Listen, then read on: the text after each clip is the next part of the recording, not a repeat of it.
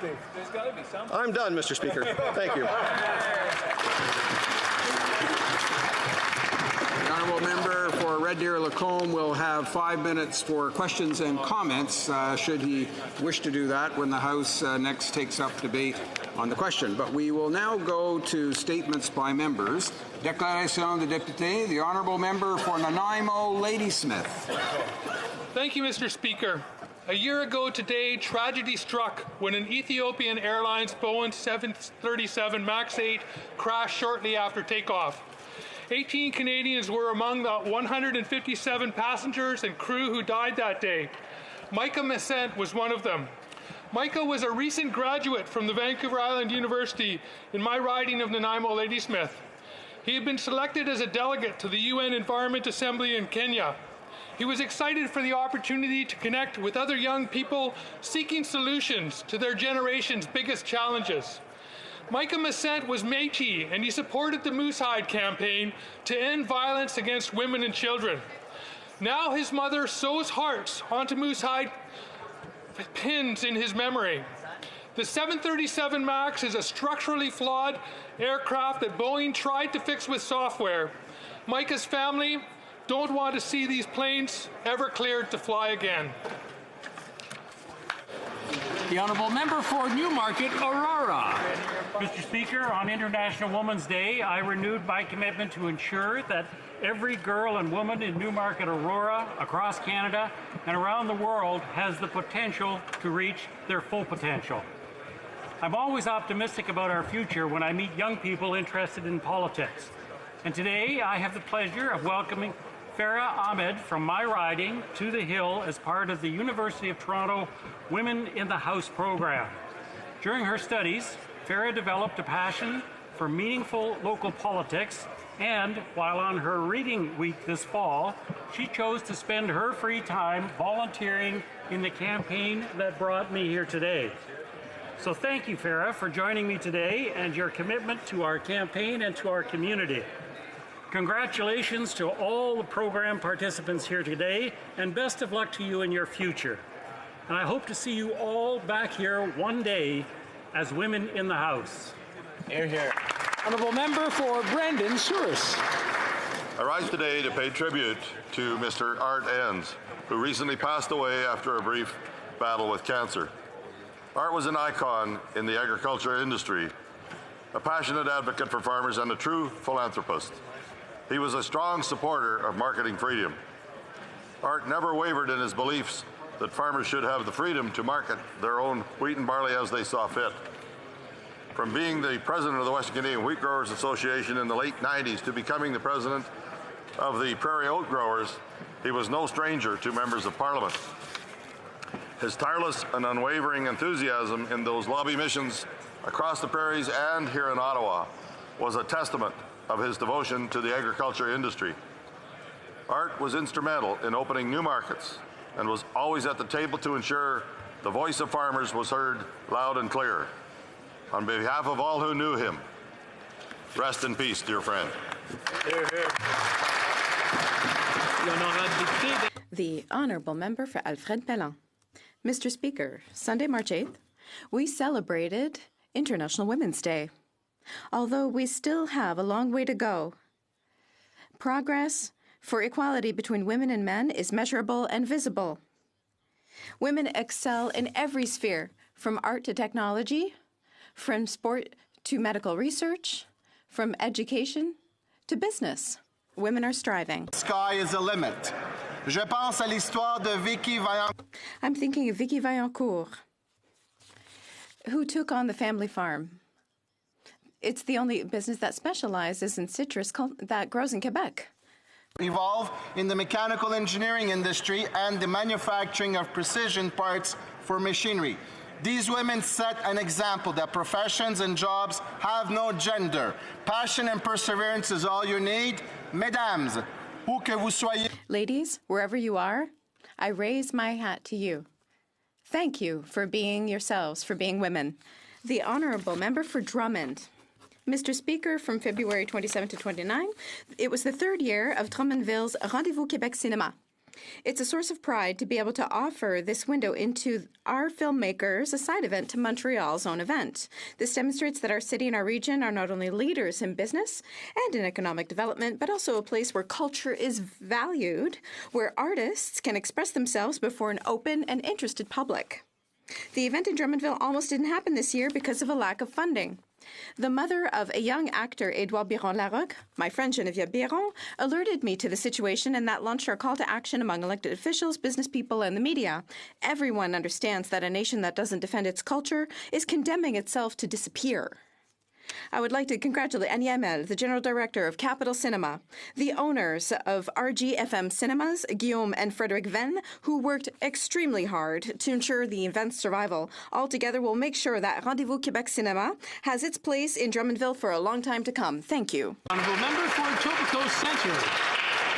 One of my mentor speakers is Donna Cansfield, the former MPP in Etobicoke Centre, and she once said to me, Yvonne, the most important job of a politician is not to talk, it's to listen. Because when you listen, you understand what people's priorities are, you understand their challenges, and you acquire knowledge on how to solve those challenges.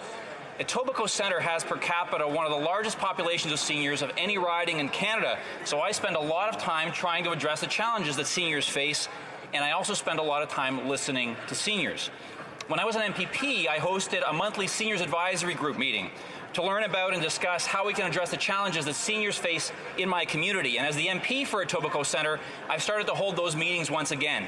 And the turnout so far has been fantastic. We've had over 100 seniors come to each of our first two meetings.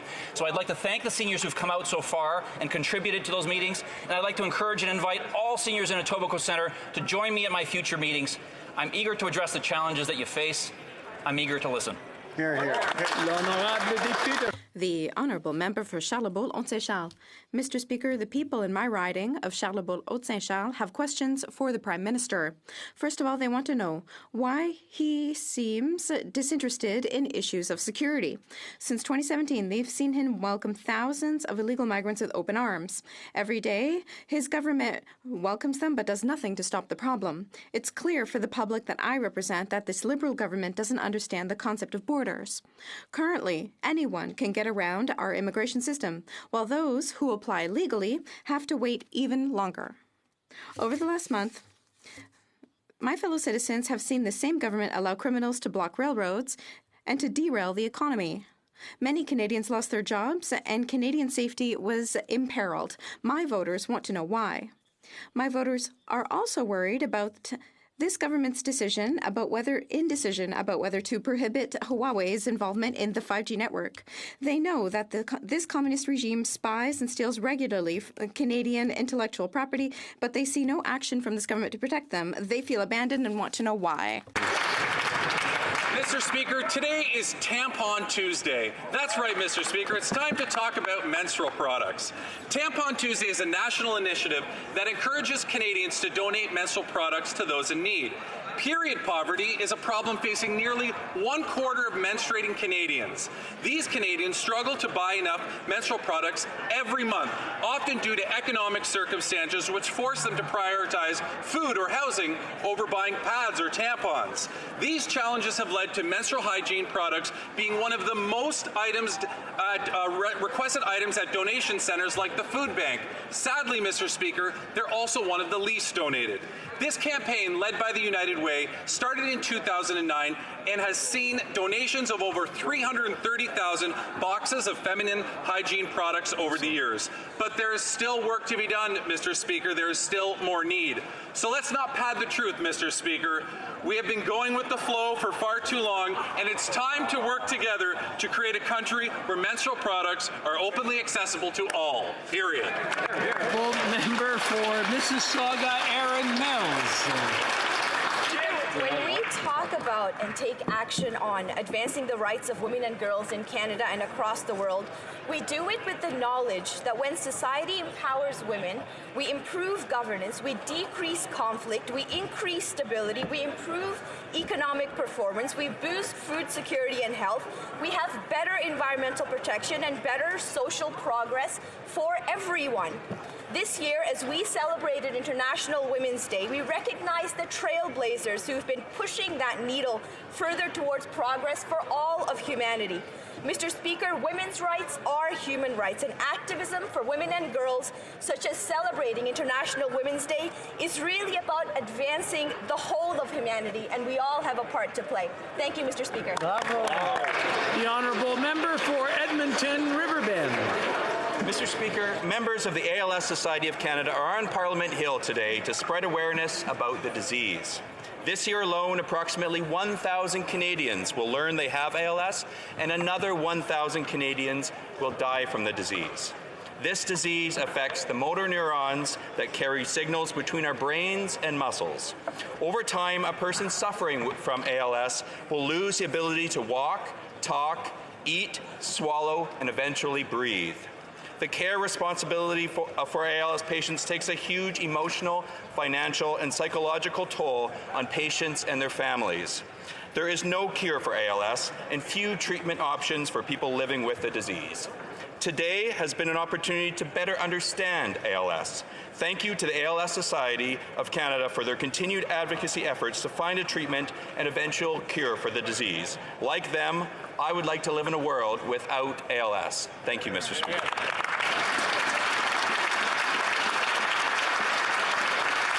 The honourable member for Markham-Stouffville. Speaker, I rise to recognize U of T Women in the House, founded in 2013. It is a program aimed at promoting greater female representation in the federal government by inviting students to shadow a Canadian parliamentarian for a day on the Hill. It is a non-partisan and bilingual program co-founded by Dr. Tina Park and the Minister of Crown Indigenous Relations. In celebration of the 2020 International Women's Day week, 100 female students from the University of Toronto are on the Hill today shadowing an MP or senator.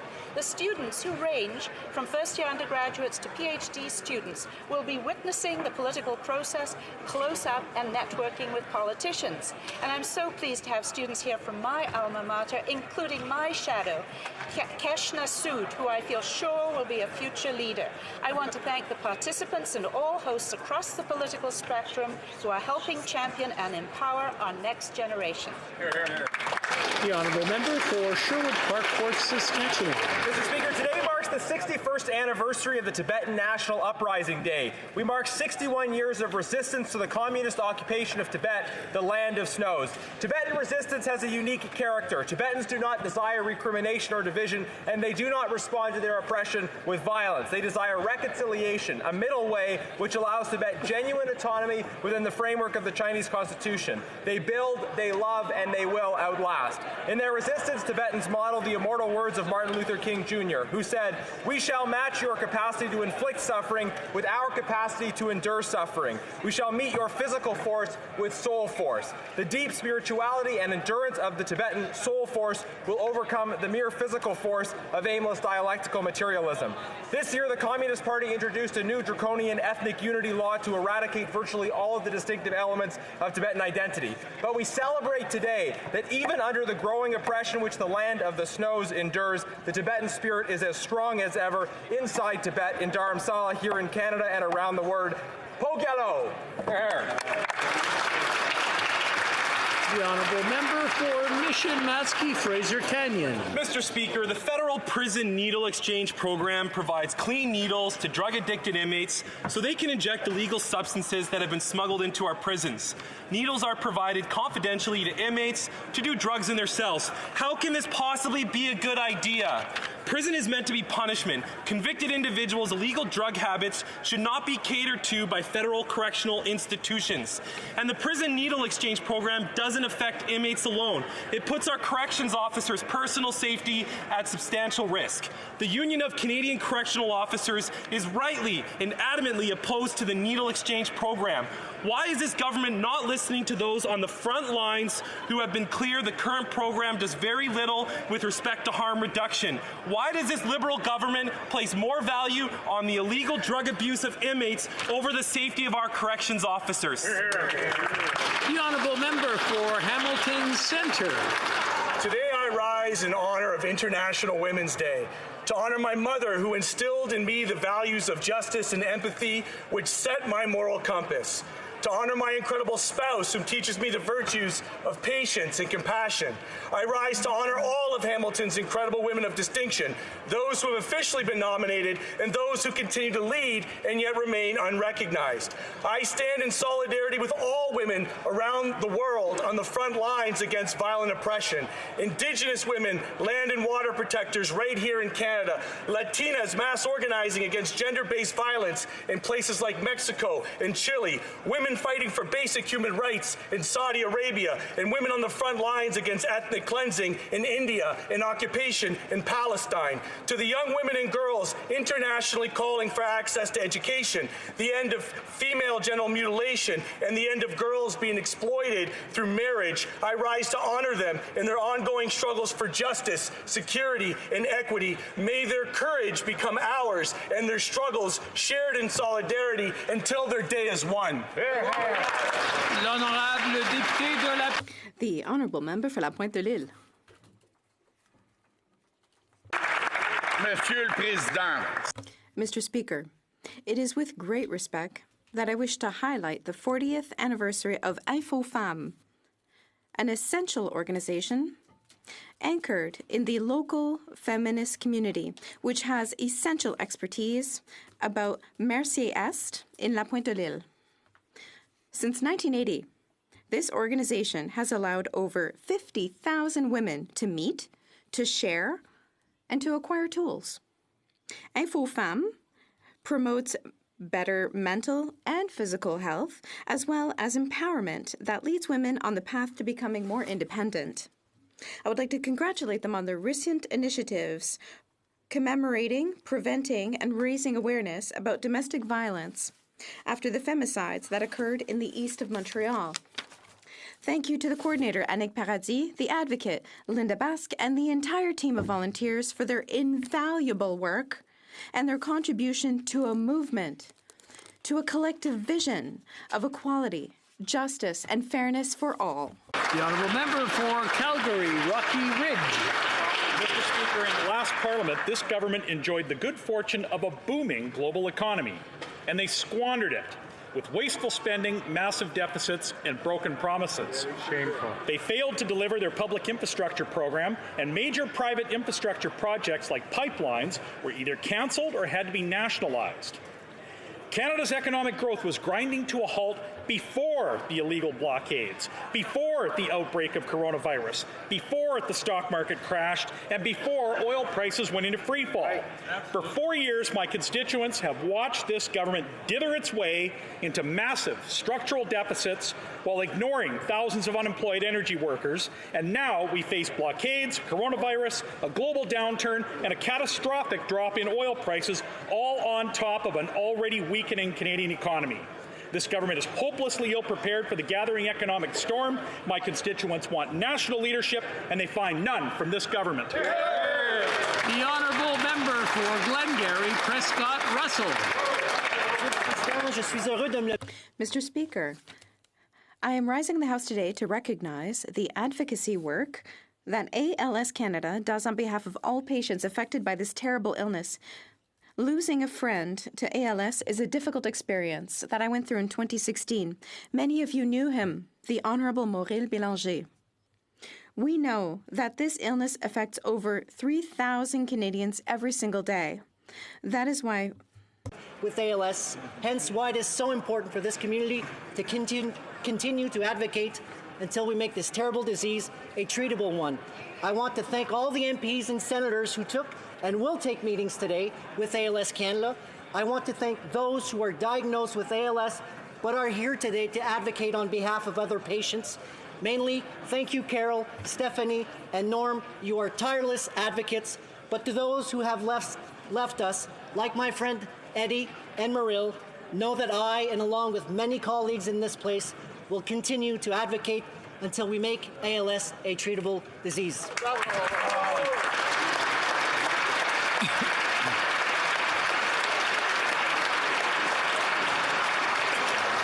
Question orale, oral questions. The Honourable Member for Louis Saint Laurent. Mr. Speaker, 4.5 years ago, the Liberals were re-elected by saying that they would run 3 small deficits and then balance the books. The reality is that there were 4 big deficits for a total of $70 billion. They did not respect their commitment, and worse still, for 4.5 years, 200,000 Canadian jobs were lost in the energy sector, and many investments have been lost. The rail crisis took them more than a month to solve because they dragged their heels. So we can see clouds on the economic horizon. What is the government going to do because it's gotten rid of its buffer? The Right Honourable Prime Minister, Mr. Speaker, for 4 years we've invested in communities, invested in workers, invested in the Canadian economy. And this is paying off. Not only 1 million Canadians have been lifted out of poverty, but we've seen more than 1 million new jobs in recent years. Our economy is growing. We have opportunities for many more people, but we realize that with the coronavirus, there are economic challenges on the horizon, and that is why we've kept some leeway to be able to invest in Canadians. The Honourable Member for Louis Saint Laurent. 4.5 years ago when they were elected, their house was in order. They had a surplus. They had the best GDP to debt ratio, and they had economic growth, and that was the trinity that we left them. But today, there's no buffer left. How come they spent all this money when we should have saved when we were in full economic growth worldwide? The Right Honourable Prime Minister. We remember the Conservatives' approach. They cut services to veterans. They cut public health. They eliminated health services for the most vulnerable Canadians and refugees. We've chosen to invest, and we've seen economic growth as a result. And we did keep a buffer for difficult times like now, and we'll be able to help entrepreneurs, help workers, and help Canadians to face this crisis that is the coronavirus. For Carlton. Well, they're running a $27 billion deficit before the coronavirus crisis kicked off. And what did that buy us? Higher unemployment than the UK, the US, Japan, and Germany. Half of Canadians within $200 of insolvency. $150 billion in canceled projects. And in the last 3 months of last year, our economy ground to a halt with 0.3% economic growth. How could so much money buy so little? Right Honourable Prime Minister. Question Canadians were asking themselves in 2015, because Stephen Harper and the Conservatives added over $150 billion to the national debt with nothing to show for it. We made the decision to invest in Canadians instead, put more money in the pockets of middle class. And what did we get? 1 million Canadians lifted out of poverty, over 1 million jobs created. What did they do? Cuts to services for veterans, cuts to health care, cuts to things that Canadians need. We now have room to maneuver to invest in the Canadian economy because of coronavirus. That's what we chose to do, Mr. Speaker. The Honourable Member for Carleton. Instead of defending his record, he states falsehoods about our record. There were 2 Conservative budgets prior to the Great Global Recession. And let's look at those budgets. 2006, according to the public accounts, a $13.8 billion surplus.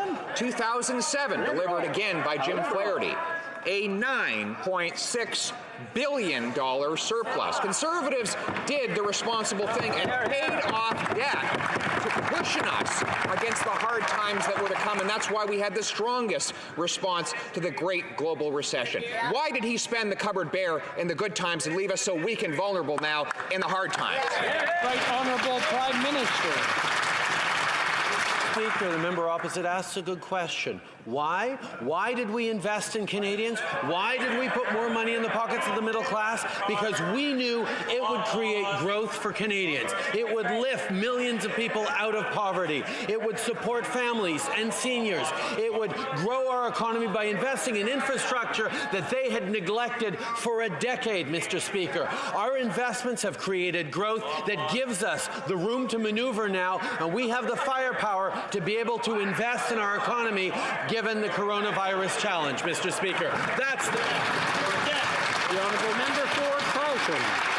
Roughly half of Canadians who were within $200 of insolvency before the coronavirus crisis hit would disagree that he invested in them. He says that we neglected to give $12 million to Loblaws. He's right that we neglected to give $50 million to MasterCard. He's right about that too. He is right that we neglected to give money to the big, well-connected corporate insiders whom he has favored with his deficit spending over the last 4 years. Mr. Speaker, is he now setting the stage to fill the coffers of his friends, to bloat the government, and to balloon the deficit with all of his rhetoric today? The Right Honourable Prime Minister. Conservatives neglected to invest in our veterans by shuttering 9 veteran service centres. They neglected to invest in health care for our most vulnerable by shutting down refugee health care.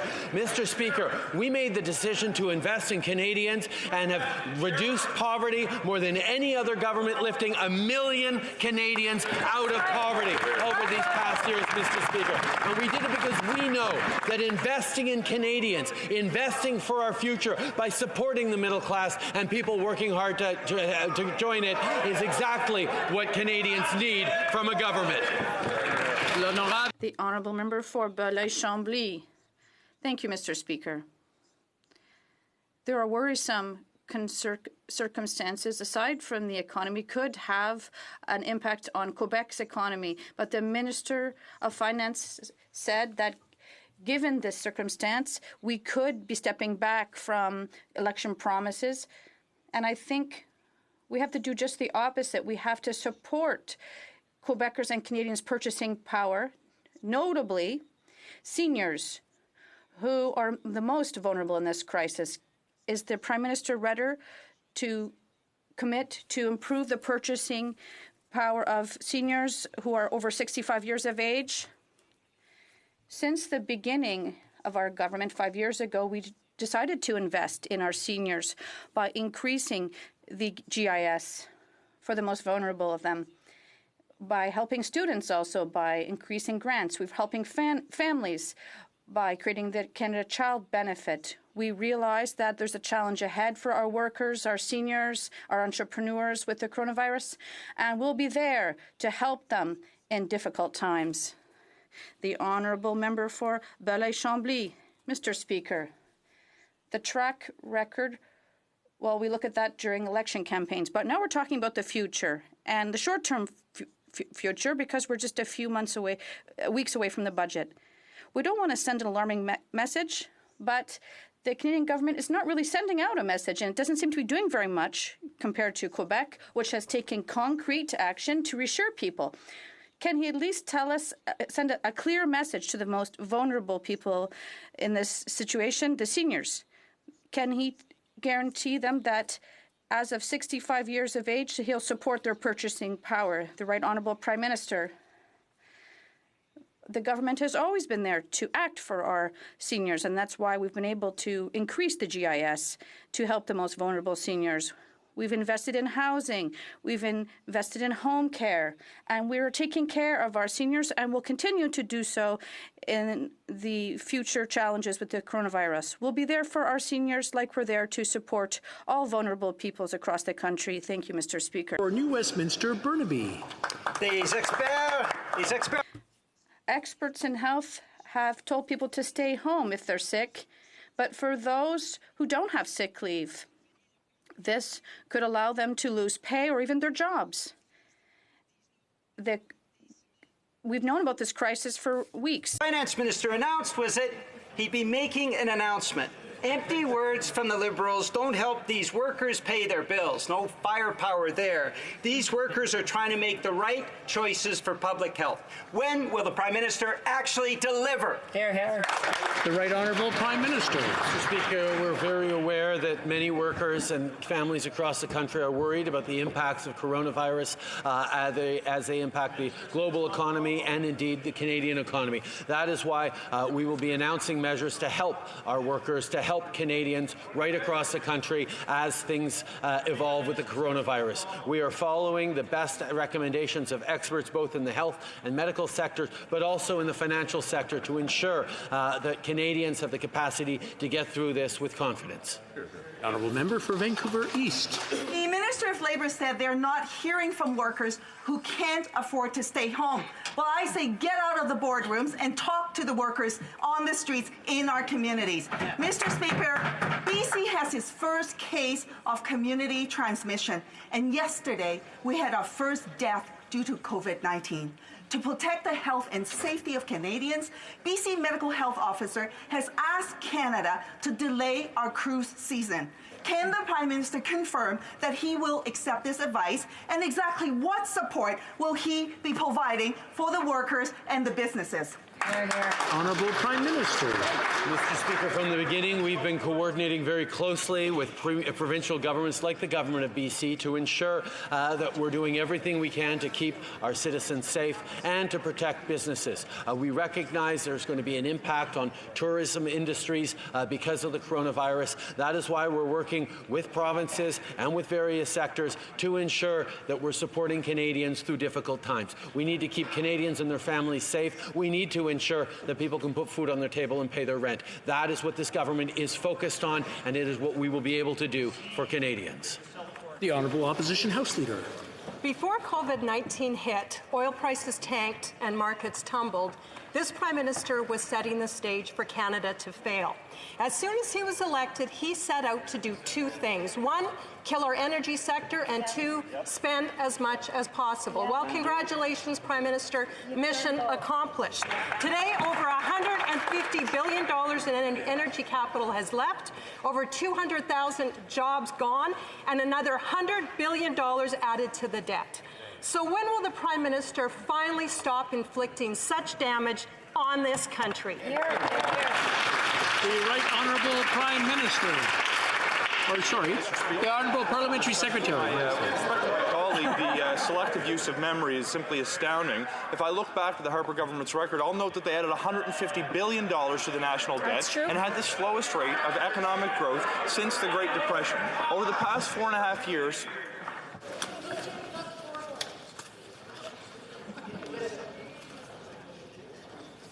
The Honourable Parliamentary Secretary.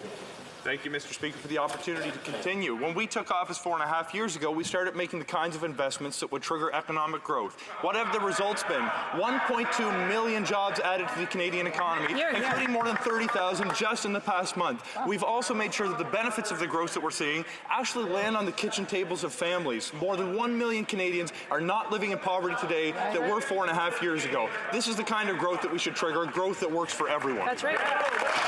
The Honourable Opposition House Leader.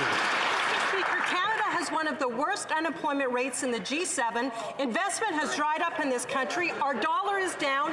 We don't even know the impact of COVID-19 on the world economy, much less the Canadian economy. Newsflash, Mr. Speaker, things are not going well. And if the Prime Minister wants to blame somebody, he better stop blaming Stephen Harper. Look in the mirror, because he's to blame for the situation we are in right now. So when is the Prime Minister going to finally admit he has done massive damage to our economy? Things are not well, and things need to change. The Honourable Parliamentary Secretary.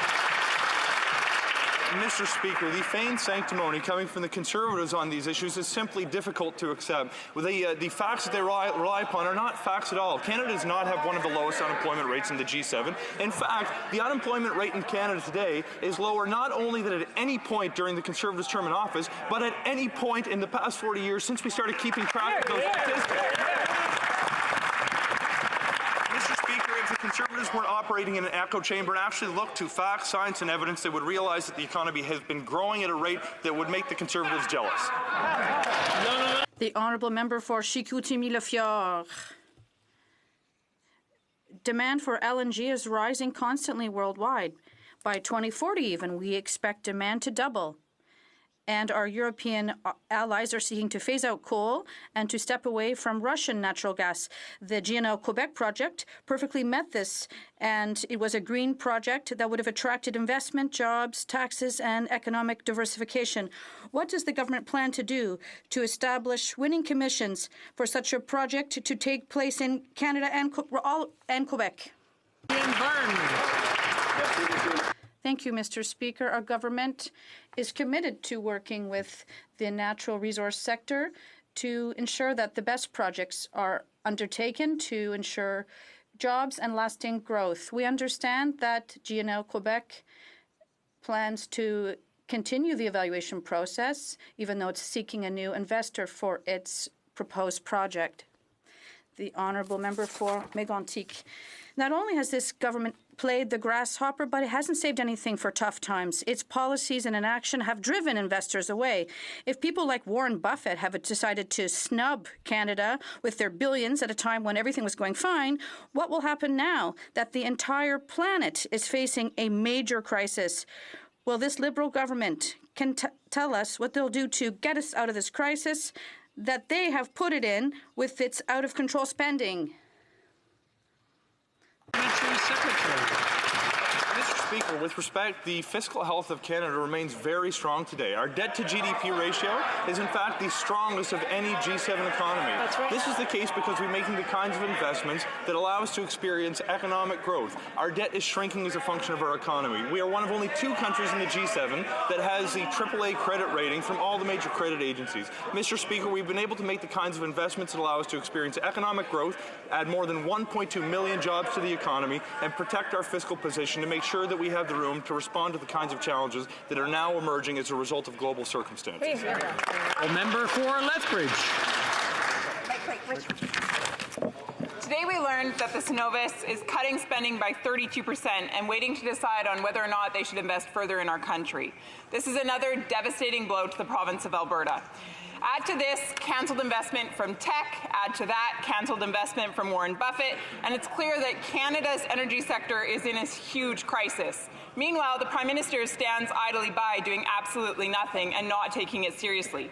Energy companies are forced to make drastic changes just to survive. What will the Prime Minister do in order to get Alberta back on track? The Honourable Minister of the Environment. Thank you, Mr. Speaker. Our government remains fully committed to working with the resource sector in Canada to ensure that we move forward with the best projects and they're carried out to create jobs and economic opportunity for all Canadians. We know that in Canada and around the world, global investors and consumers are increasingly looking for the cleanest products available and sustainable resource development. We fully intend to be working actively with the province of Alberta and Saskatchewan and other provinces around the country to ensure that we continue to move forward in the right way. The Honourable Member for Barrie Innisfil. The fact is, Mr. Speaker, that every Canadian is now vulnerable because of this Prime Minister. Even before the coronavirus, he spent the cupboards bare, adding billions in new debt and billions in deficits. Our economy had stalled to near zero growth and $150 billion in nation-building projects, and the revenues that go with them had left Canada, including Warren Buffett pulling $4 billion out of a Quebec energy project instead of blaming others or a virus. Why won't the Prime Minister admit to Canadians that his weak leadership, his poor decisions have put Canada on the perilous fiscal cliff we're on right now? The Honourable Parliamentary Secretary. This narrative coming from the Conservative has absolutely no basis in reality. I'll read a quote from the economist Kevin Milligan from the University of British Columbia, who said, "Any notion that the fiscal cupboard is bare is irrefutably, absolutely, 100%, 180 degrees wrong." If we want to talk about cupboards being bare, let's talk about the cupboards of 1 million Canadians that were living in poverty with bare cupboards a few years ago. Let's talk about the cupboards that were bare of 300,000 Canadian children who were living in poverty a few years ago. Let's talk about the cupboards that were bare of 1.2 million Canadians that did not have a job a few years ago that are working today. Mr. Speaker, the measures we're putting in place are growing the economy, creating jobs, and making sure that Canadians who need help are receiving the help they need. The Honourable Member for Saint Jean. Mr. Speaker, the day before yesterday in Laval, customs officers suspected there was someone arriving from New York by train with the coronavirus. What did they do? They called the first responders from the nearest municipality in Laval without telling them it was a potential coronavirus case. and there was no protocol to be followed at customs even after Health Canada was contacted. There was still no response. Custom officers had no adequate physical protection. My question is simple. Is there a protocol, and if so, how come no one at the border is aware of it? Public safety. Yes, Mr. Speaker, I'd like to advise the member that there are, in fact, border measures in place. And in fact, just last week, we have implemented right across Canada at all our land, rail, and marine ports of entry new regulations and requirements for our border officers to ask questions regarding the virus. And that information is shared with Public Health Canada and with first responders in the regions that are affected. The honourable member for Avignon-La Métis-Matane-Matapédia. Mr. Speaker, the Governor of New York has declared a state of emergency because of the coronavirus. Hundreds of people from the state are crossing our border by bus and train every day. Agents on the ground at border crossings here have said that there is an outright improvisation with respect to security. Will the government immediately inform customs officers and first responders at border cities about the protocol to be followed in case of coronavirus, if there is a protocol? Is it going to give them the necessary protection and reimburse the associated costs? The Honourable Minister of Public Safety. Yes, Mr. Speaker, the health and safety of Canadians is our first priority, and the Canada Border Service Agency continues to work closely under the leadership of Public Health Canada and our Public Health Agency to ensure that all appropriate border measures are in place and reflective of the risk to Canada and CBSA employees. Enhanced screening and detection processes have been added, as I've said, to all international airports as well as land, border, ferry, and rail ports of entries. Mr. Speaker, our officers stand ready to do their part to keep Canadians safe, and they have the tools to assist in this public health crisis. I take this opportunity, Mr. Speaker, to thank them for their service. The honourable member for Edmonton Riverbend. Mr. Speaker, it's vital that the public have confidence in their healthcare system and feel that Canada is prepared for a potential COVID-19 outbreak. As provinces and hospitals warn that they are not prepared, action by this government needs to be taken. We know COVID-19 doesn't respect borders, and the list of high-risk countries continues to grow. Is the government prepared to consider expanding vigorous screening measures, mandatory quarantine, and stopping incoming flights from these new areas? Speaker, and I thank the Member of Parliament for being so engaged on this file, and he himself said in his question that this virus knows no borders. And I think it's very incumbent on all of us to remember that this virus is about it spreads from person to person quite easily. We have cases, as you know, here in Canada. There are cases in 104 countries as of now. The measures we've taken at the border are targeted. They're based on evidence, Mr. Speaker, and they are done in a manner to protect the health and safety of Canadians and focus our public health resources where they can best do so. Thank you. The Honourable Member for Charlebourg-Haute-Saint-Charles. The Customs Officers Union is concerned by the lack of Health Canada personnel at airports. Public Health Agency says that it has taken every measure possible to minimize this crisis, but Mr. Fortin, the union's president, has contradicted this by saying that there's nothing on the ground. For now, Canada is faring well, but we know that, like other regions of the world, the number of cases will certainly rise. Who's telling the truth, Mr. Speaker, the Prime Minister or border experts? Honourable Minister for Public Safety. Mr. Speaker, let me be very clear. The Canadian Border Service Agency has been working very closely with Public Health Agency of Canada and with Health Canada to ensure that all of the appropriate measures are in place and that we are supporting CBSA officers as they do the important job. Mr. Speaker, I've spoken to the head of the CBSA union, Mr. Fortin, on a number of occasions. I've asked him if he had any concerns. We've discussed this very extensively, and we have made sure that our officers are ready to do their job. They are equipped with the tools that they need to assist in this public health crisis and equipped with the measures and the tools to keep them safe while they do their jobs. Number 4, Oshawa. Mr. Speaker, while the Prime Minister is literally playing on his cell phone, Canadians are concerned with the rapid spread of COVID-19. The CBC is reporting that a traveller from northern Italy landed in Toronto without being screened. David Gosin said that, quote, "Nobody did a temperature check. There was nothing, really." Can the Minister tell us why travellers from high-risk areas like Italy are being allowed to enter Canada without any screening? The Honourable Minister of Health. Mr. Speaker, and I will tell. Thank you, Mr. Speaker. I will say that we are following science and evidence in a way that is protecting the lives of Canadians. It is of utmost importance that the measures that we put into place actually will have the most effectiveness in protecting Canadians' wellness and safety. That is exactly what we've done, Mr. Speaker. We haven't done that alone. This is with best scientific evidence from Canada through partnership with the World Health Organization recommendations. And, Mr. Speaker, we will continue to do what's right for Canadians all across this country. Thank you. Honourable Member for South Surrey, White Rock. Thank you, Mr. Speaker. My daughter and family live directly across from Lynn Valley Care Centre in BC, where a resident has died of COVID-19. One of the centre's infected healthcare workers was BC's first case of community transmission, not due to travel or contact with a known carrier. BC's health officer stated this is one of the scenarios we have been most concerned about.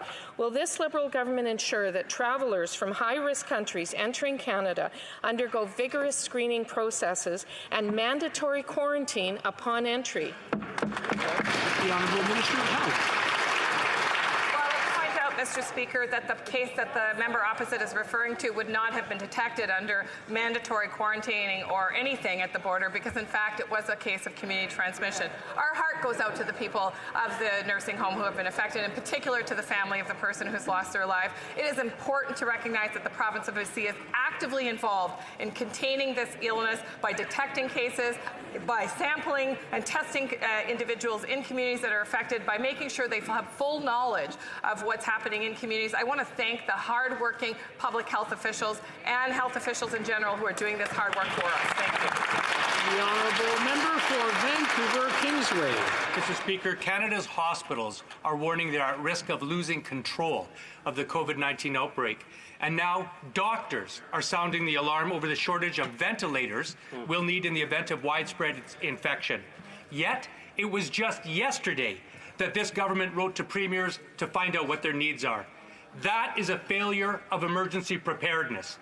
Mr. Speaker, when will this government release a detailed inventory of all medical resources that Canada needs to respond to a more severe outbreak? Yes. The Minister of Health.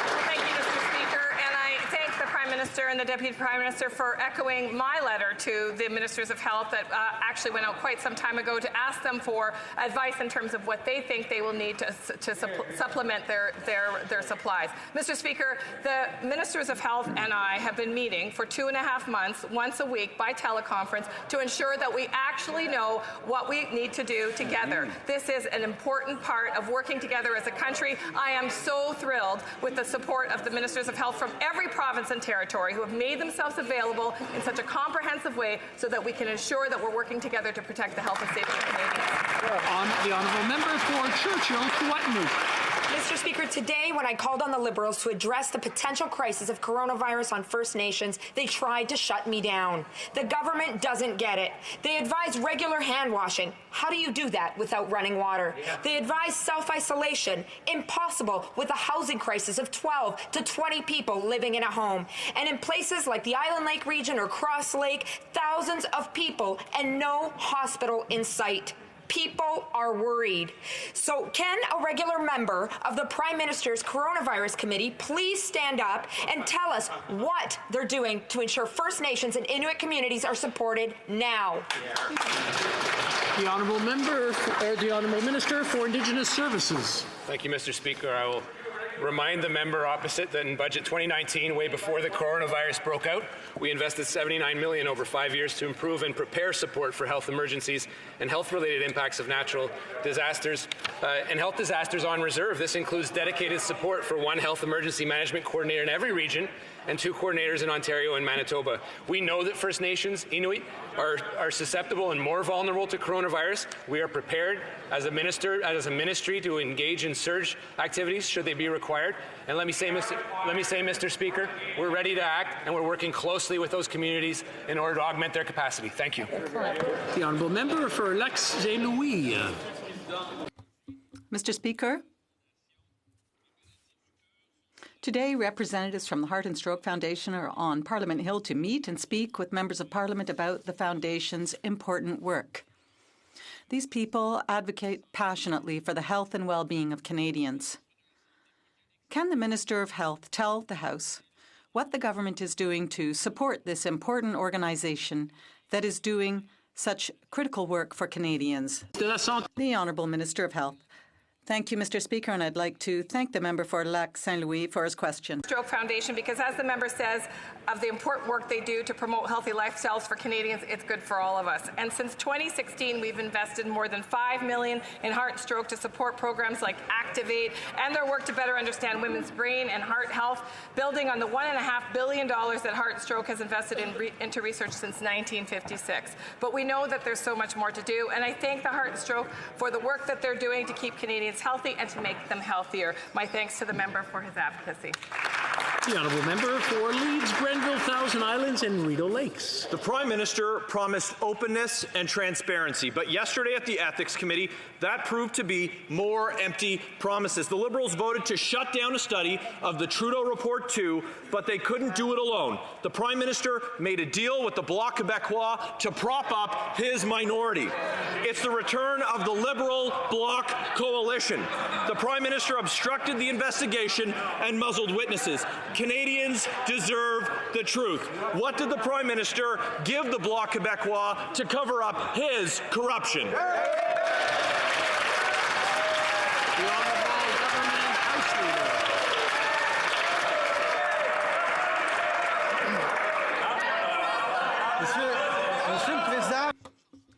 Mr. Speaker, I hear a lot of excitement on the part of my colleagues opposite, but I can tell you the Bloc Québécois can stand up for itself. House committees are independent and they are masters of their own decisions.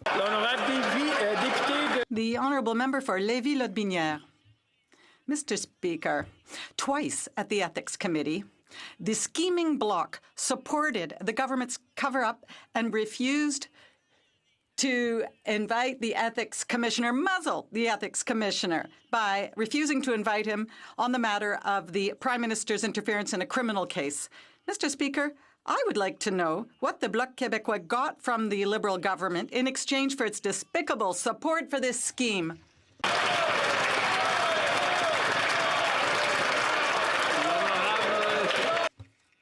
The Honourable House Leader. Mr. Speaker, I realize my colleague is interested in the committee's work. I would invite him to read the rules and regulations that apply to committees, which say that committees are masters of their own fate. They make their own decisions. The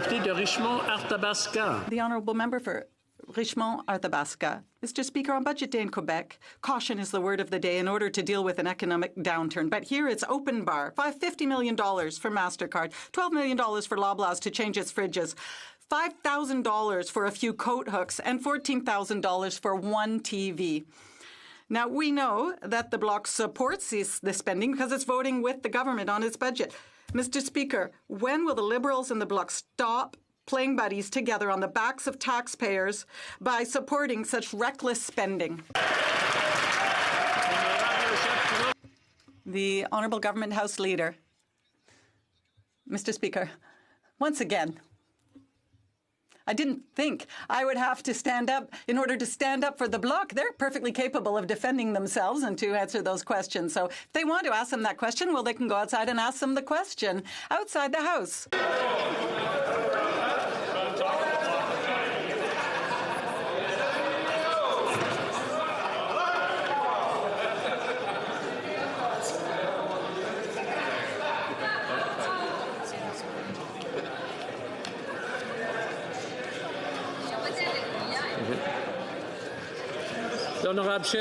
The Honourable Government House Leader can continue. Thank you, Mr. Speaker. But once again, questions about the House Committee should instead be dealt with by looking at the rules and regulations for committees because they make their own decisions. The Honourable Member for Richmond-Athabasca. Mr. Speaker, last week, a Liberal leader invited the Bloc leader to a private meeting. Imagine a meeting with a leader who wants to separate from Canada with someone who voted against inviting the Ethics Commissioner to testify on a devastating report. So the Bloc supported this refusal to invite the Commissioner to testify about the Prime Minister. What did the Prime Minister offer the Bloc leader in order to buy his vote this time? The Honourable Government House Leader. Mr. Speaker, if my colleague is so interested in what the Bloc thinks, well, he can go and speak to them.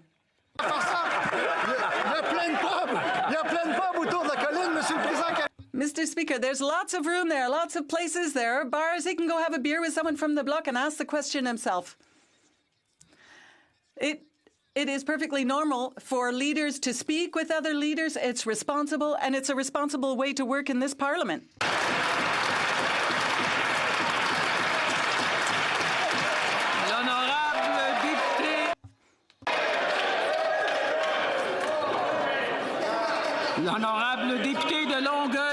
The Honourable Member for Longueuil-Saint-Hubert. Thank you, Mr. Speaker.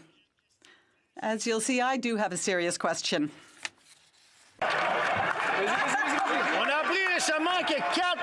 We learned recently that $4.3 billion were spent under the National Housing Strategy. How much did Quebec get out of that? Zero. Nothing. Not a cent. Nothing at all. Mr. Speaker, there's still $1.4 billion left, but it's just lying dormant in the federal government's coffers. Mr. Speaker, Quebec is dealing with its worst housing crisis in 15 years. Will the government finally, unconditionally transfer the money it is due and that is just sitting in Ottawa? The Honourable Minister for Families. Mr. Speaker, we want Quebecers to get their fair share of our historic investment in housing.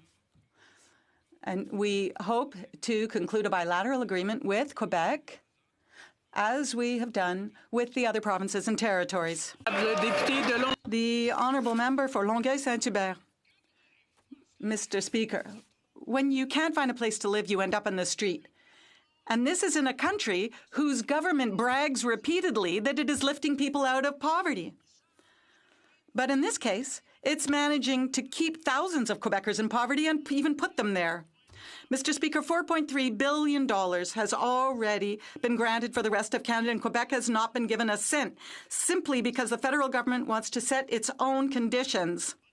Mr. Speaker, when will it transfer the $1.4 billion that we need and that we paid for with our taxes? The Honourable Minister. Mr. Speaker, we know that we need to reach our housing targets, and that's impossible without the collaboration with our partners, the provinces and territories, including Quebec. We will continue to work at all levels of government in order to serve Canadians and in order to make sure that each and every Canadian has access to affordable housing. For Northumberland, Peterborough South. Normally, springtime is a time of rejuvenation and reinvigoration. However, for many residents in the Great Lakes shoreline, it is a time of anxiety and worry. With record high water levels, they are concerned about flooding destroying their houses, which they've all worked so hard for. Could the Prime Minister please inform the House what actions this government is taking to protect residents along the shoreline of the Great Lakes, St. Lawrence, and the Ottawa River? The Honourable Minister of the Environment. Mr. Speaker, certainly the water levels in the Great Lakes are a cause for significant concern. The management of water is done through the IJC, which is a joint panel between Canada and the United States. The IGC is looking actively at measures it may take to address some of those levels. We are certainly in conversation with the IGC, and I believe that the IGC will actually be on the Hill to provide a briefing to members in the coming weeks.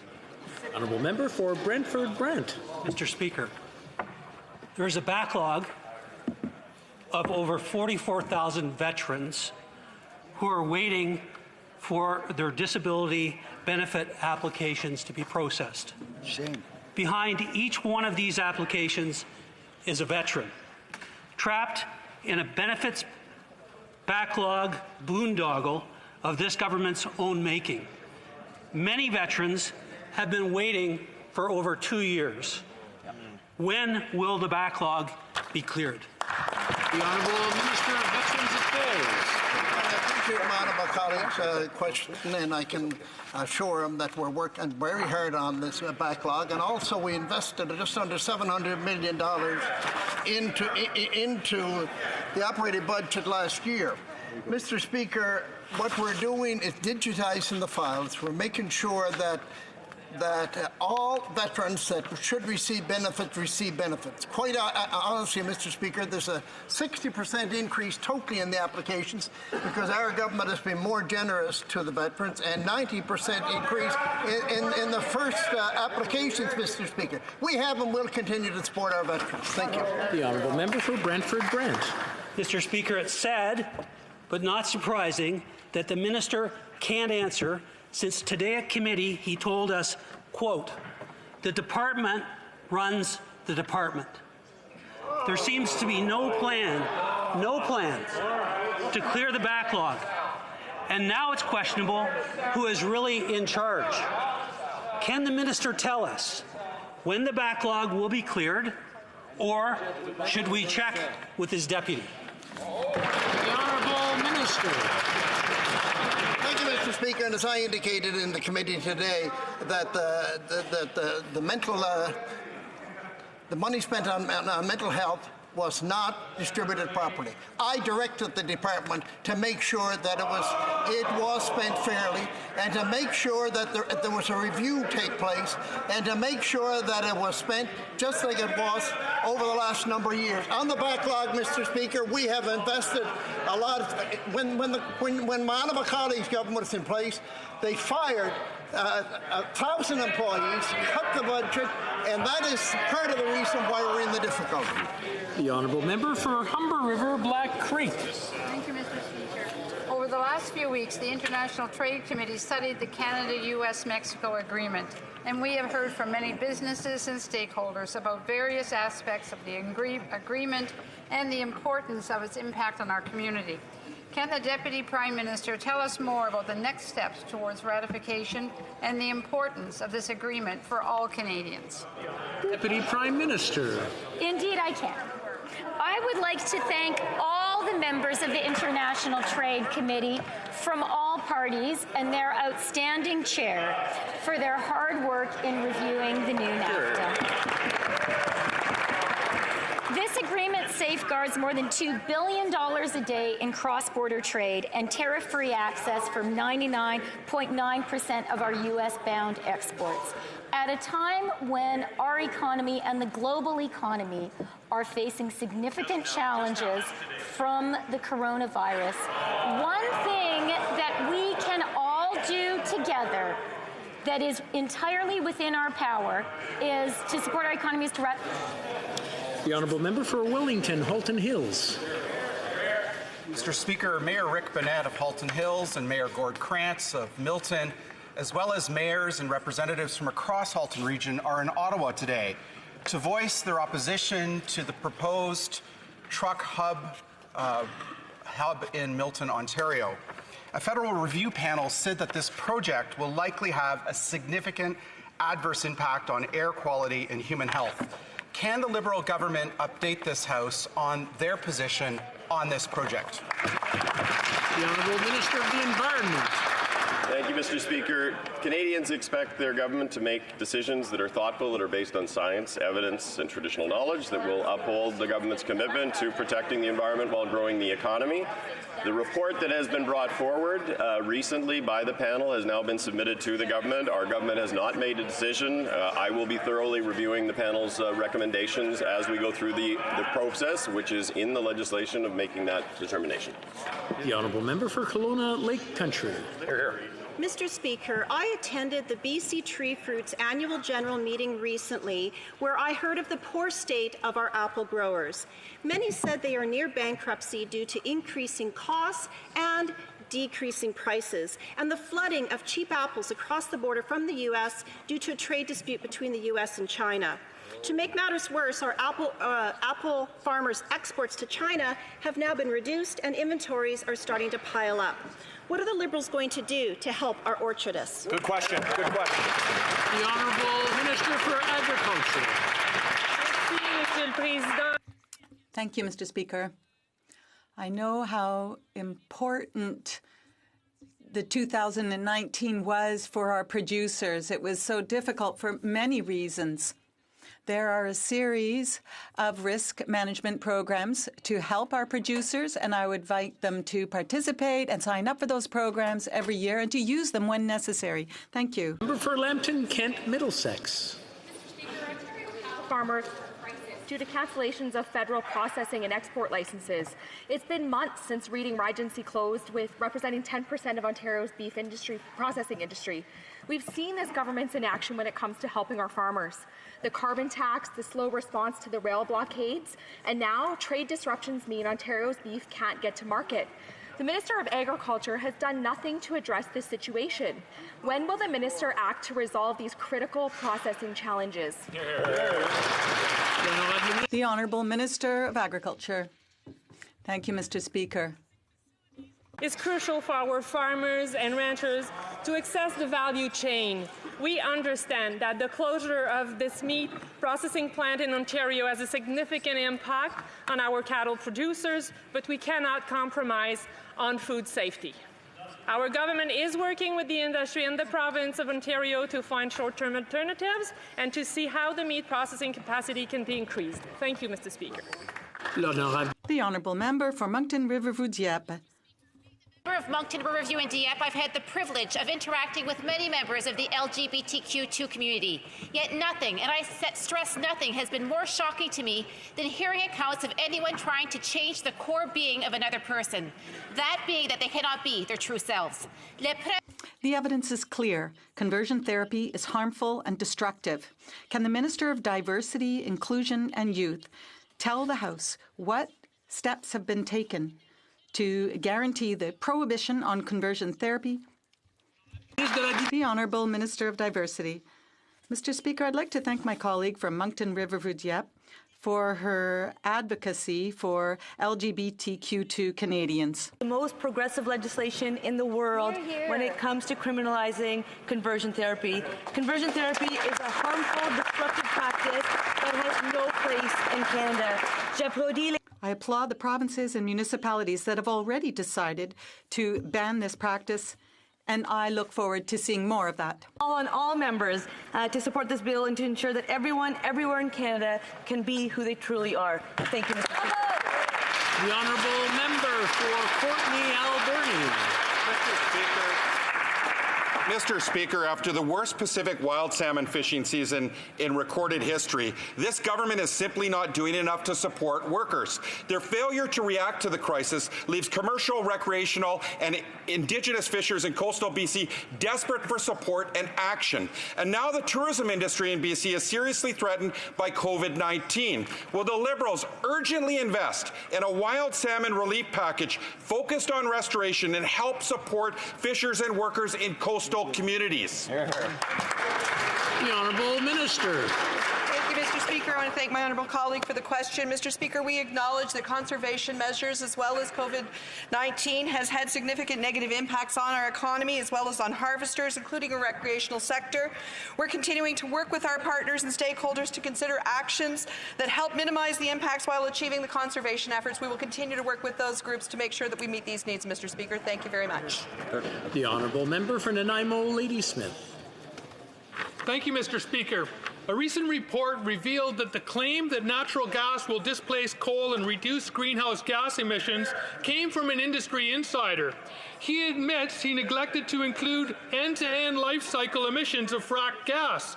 In fact, fracked gas has the same greenhouse gas impact as burning coal.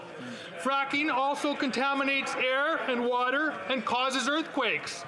Jurisdictions around the world have banned fracking. Will the government do the right thing and ban fracking in Canada? The Honourable Minister of the Environment. Thank you, Mr. Speaker. Hydraulic fracturing in Canada is strictly regulated and must be done using approved equipment and very specific procedures. As the honourable member, I'm sure, knows, the development and regulation of Canada's shale and tight and oil and gas reserves falls primarily within provincial jurisdiction. That's right. The Government of Canada is working with the provinces and territories to provide scientific and policy advice to support their policy and regulatory processes to ensure that any resource development occurs in a safe and environmentally responsible manner. Here, here. And that's all for today. C'est tout pour aujourd'hui.